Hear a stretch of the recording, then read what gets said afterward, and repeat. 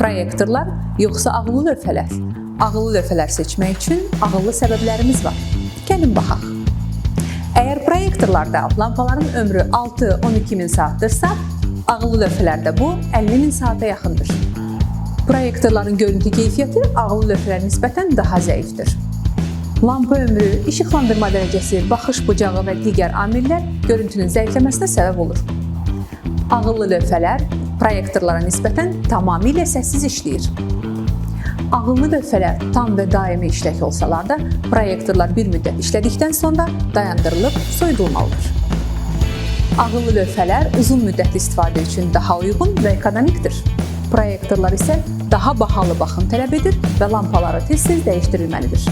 Proyektorlar görüntü üçün sabitlənməlidir və ağ divar və ya pərdə tələb edir.